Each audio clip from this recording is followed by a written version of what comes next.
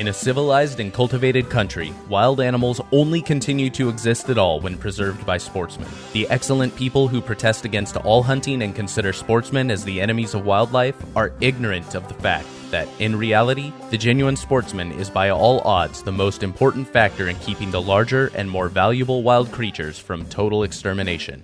Theodore Roosevelt. Hey y'all, welcome to another episode of the Wild Initiative Conservation Coffee Break. Today I am here with the man with the bassy voice, Mr. Ty Stubblefield of Backcountry Hunters and Anglers. Thanks for hopping on today, Ty.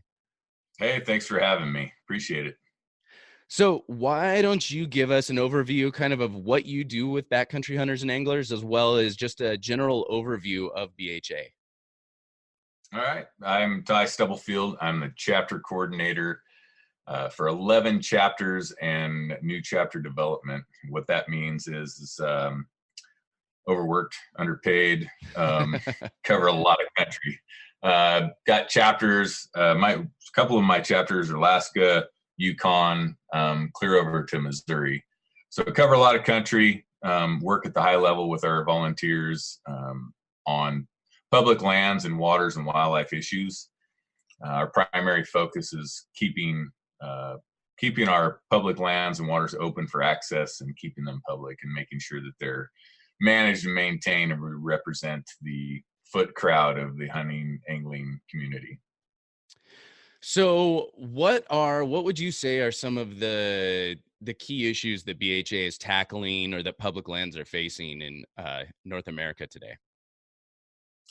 It's surprisingly, they're very similar. Our public lands and waters issues don't know borders.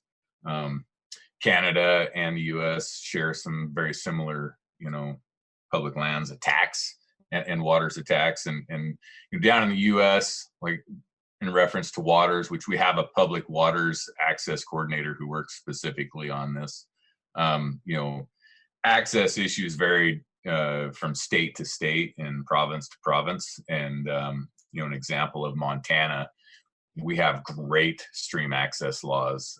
We can access any stream up to the high water mark for upland, water, or not upland, but waterfowl hunting, and for fishing, and as long as you stay below that high water line, then you're perfectly legal. Whereas other states like Utah and New Mexico, they don't share those same rules. And if you just float down the river in a raft and set your anchor, you're trespassing if it's private property.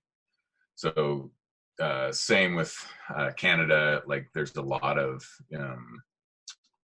stream issues where we work on something that the U.S. is working on right now too, is clean water. There's a lot of stream crossings and that sort of thing, and mining that affect clean water and affect fisheries. We work on that sort of thing as well. Right now, the U.S. and the EPA are working on WOTUS, which is waters of the U.S.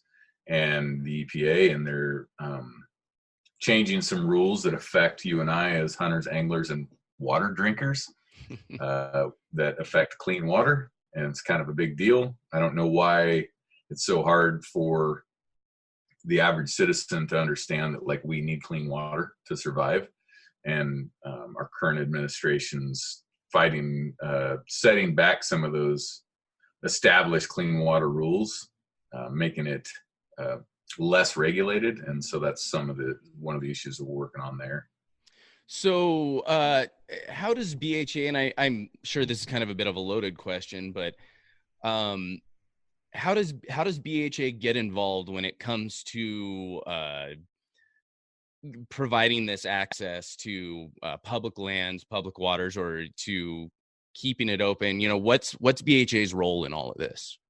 So, we are a nonprofit conservation organization. We're membership based. And all of our chapters are volunteer run, and then they have the support of myself and my coworkers, other chapter coordinators.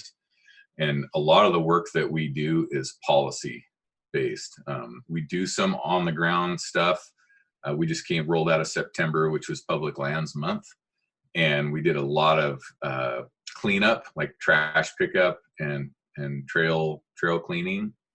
I think that the numbers haven't been out yet, but we picked up somewhere along the lines of 800 to 1,000 bags of trash across the U.S. and Canada. But our primary involvement is at the policy level, where the battle is won and lost. Two really recent examples are Colorado. Colorado state lands were not open to the public. They were closed to the public if they were leased for cattle grazing, agriculture. The only way the public had access to Colorado state lands for hunting or fishing was the Colorado Department, their Fish, Wildlife, and Parks Department would have to lease the state lands to open them up to access. Our Colorado chapter just successfully opened those up and made them available for hunting and fishing if there's waterways on those. Open those up to public access. It's like a monumental win in Colorado. And then I don't have the numbers in front of me, but it was hundreds of thousands of acres that have been opened up to access. And similar, like in Ohio, just yesterday, our Ohio chapter has been lobbying for over a year now. And they just actually helped with the purchase of new state lands. And I'd have to look the numbers up too. I don't have those right in front of me, but it was several thousand acres that purchased and then were opened up for multi-use, including hunting and fishing state lands. It's a big win in Ohio, in a state that has very limited number of public lands to begin with. So our chapters are super active at opening up or maintaining access to our public lands. So, two-part question now. If people wanted to find BHA online, where can they do that? And then how can those same people get involved with BHA's mission? Yeah, they can go to our website, backcountryhunters.org, and it has all our chapters on there, most recent news right on that front page. But it has contact information for each chapter and the chapter coordinator. Shoot an email through that contact, or you can reach out. Every chapter has a social media platform. They have Facebook, Instagram. You can go to, Montana BHA, Montana chapter BHA on Facebook, shoot them a message. They're super active. The boards, the folks that are running that page, you can reach out to them through the page.